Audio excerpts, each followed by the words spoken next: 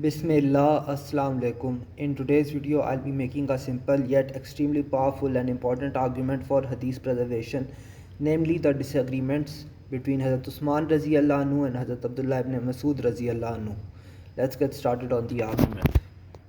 So, the conflict between Ibn Masud Raziallahu anhu and Uthman Raziallahu anhu regarding the compilation of the Quran, right? It's reported in our historical records. It's not just in weak narrations, like some of it is in authentic narrations, right?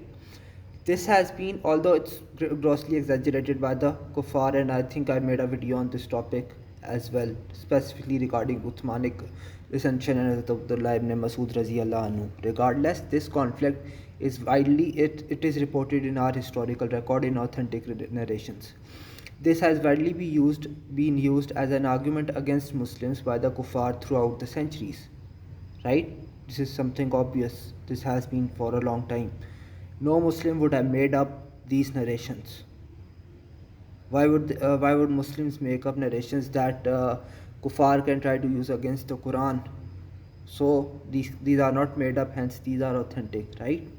I don't think there's any way around this. Muslims had very high motivations to hide these narrations and remove these from our historical records, but they did not or could not remove or tamper this from our historical records, right? This is actually clear cut, because if like Muslims are dishonest, or they are tampering, or they are making things up, right, the first thing they would remove is this. There is no way around this point, because the kuffar can try to use this against the Quran, so they would be highly motivated, if they were dishonest, to remove and hide this from our historical records. The fact that these things are present in our historical records shows that they could not or did not hide these things, and this shows the reliability of Islamic historical records and the sincerity of the Muslims. Moreover, this also shows that things in Islamic historical record could not be simply added or removed whenever Muslims felt like removing them, and that Muslims were sincere and preserved their records. This is relevant because of all the other things in our historical records. If the Muslims cannot add or remove things like this, which they are so highly motivated to remove, then they cannot remove or add other things as well. This goes to add to the reliability of the things mentioned in our historical records, such as the miracles of Prophet Muhammad sallallahu alaihi wasallam. If the claim of the kuffar is that those were simply added, right, to the historical records, and that were made up, and that things could be added and removed so easily, then I have a question for them. Why didn't Muslims remove this? Why didn't the Muslims remove the conflict between Abdullah ibn Masud Raziallahu anhu and Hazrat Usman Raziallahu anhu? The fact is they couldn't, because they were unable to, or they did not tamper the Islamic historical records. Hence, the Islamic historical records are reliable and preserved. Moreover, this is a very early event, right? Like from the time of the Sahaba.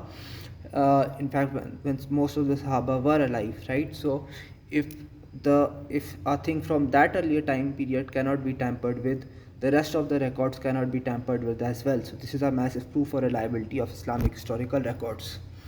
I think the argument is clear cut. Now, I'll try to make a comparison with Christian history. Firstly, the unreliability of the contradictions within the Christian sources are well known, well established, right? This is something I don't need to go over. There are dozens of videos on this, and honestly, just read the Bible. You can see the contradictions clearly. Read the Gospels, and you can see the contradictions there.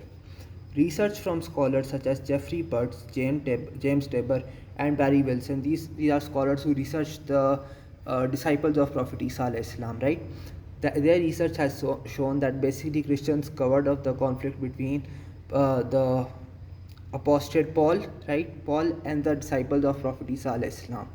So here we can make a clear historical, but by the way, this is not something I'm making up. Like, this is present even on Wikipedia. If you look at, for instance, the Wikipedia of Barry Wilson and his book, it's there. And again, if you want to go in more depth on this, I think James Tabor has shown up multiple times on Blogging Theology. You can listen to his lectures there. This is not something I'm making up. This is right in public, right? So basically what their research has shown is that Christians basically covered up the conflict between Paul and the disciples of Prophet Isa alayhi salam, and basically tampered their records. So I think here we have a clear point of comparison between the historical records of two religions, Islam and Christianity. Muslims were honest and Christians were liars. And this is clear cut, and this is proven by Christian scholars themselves, and this is actually self evident when you look at the records. And this clearly shows the massive reliability of Islamic historical records and the superiority of Islamic historical records. Hence, the things within the Islamic historical records are reliable and actually happened. Inshallah, I hope you have enjoyed this video. This is an extremely powerful and underutilized argument, and inshallah, I hope to see this argument utilized more and more. Till next time, Assalamu alaikum.